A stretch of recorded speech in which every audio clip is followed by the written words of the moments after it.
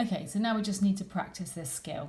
So we've got here a reaction for which the enthalpy change is unknown, and a couple of reactions that we've been given, different ones, for which their enthalpy changes are known. So I've just written the one that we're trying to find out about along the top here, and then we just need to look and see, well, what is it in these equations for which the enthalpy changes are known that kind of corresponds to our one that we're trying to find out about. So you're looking for a kind of a key substance that matches. We've ignored oxygen before, and again, we're going to ignore that here. There is no N2 in this equation, but look, there is nitrogen monoxide. It's up here as a product. Okay, sorry, it's here as a reactant over here, apologies, and it's here as a product in this reaction. So what we're going to do is we're going to see, well, how does this reaction fit into our cycle? We've already got this one written along the top here, so we need to kind of fit these two in to make that kind of triangular kind of cycle. So this one is going to fit in because NO is a product of this reaction. So we're going to need to put an arrow going up. Okay, we know it goes up because on the end of the arrow, that's where we write the products. Okay, so the arrow goes in this direction, so that we've got this as a product, like it is here, of the reaction for which this is the enthalpy change value. Okay, and the reactants of that reaction, okay, the nitrogen and the oxygen, are written down here at the beginning of this arrow. So we're now getting what looks a bit like a Hess cycle. We just need to complete it by fitting in this third equation. Okay, now actually it's already in there. We just don't realise it. We've just got to spot how it fits in. Well, nitrogen and oxygen, we've already got written down here, look, can make NO2. And look, nitrogen and oxygen, NO2. Okay, so those substances are actually already written. We just need to put our arrow in, and it's got to go in this direction because we're starting with those and making that. So the arrow shows that we're starting with those and making that. And on this arrow, we can write the enthalpy change that corresponds to that particular change. Now we just need to spot which sort of route round our cycle we go.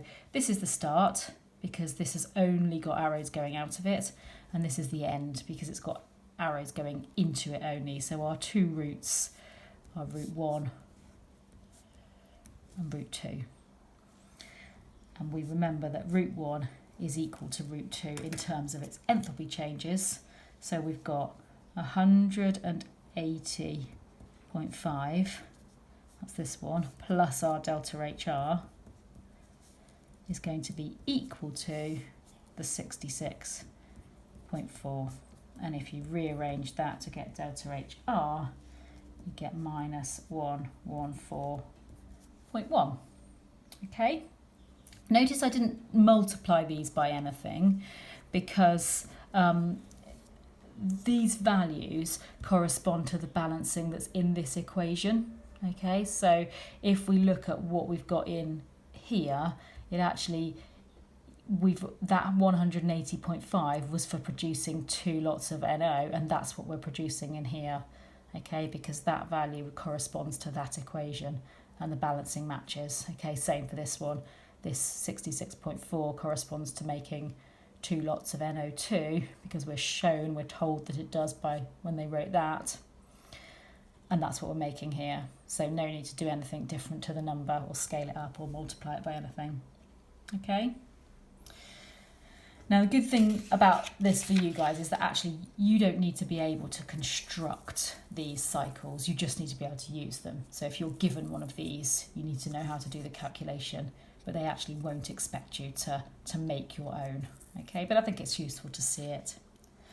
If you have a go at the next one, just a sort of a hint there before you have a go at it, if all you were provided with this table, okay, obviously you could use your other method because you've been given enthalpy changes of formation and the other method is easier, but if you were asked to do it via a cycle, or if they they were leading you into that, then remember that if you've got enthalpy changes of formations, you can write equations for those because we've done that. So what I've done there is I've just written the equations for the enthalpy changes of formations. So those are the equations that those values correspond to. So why don't you just pause and try and figure out how to do that example.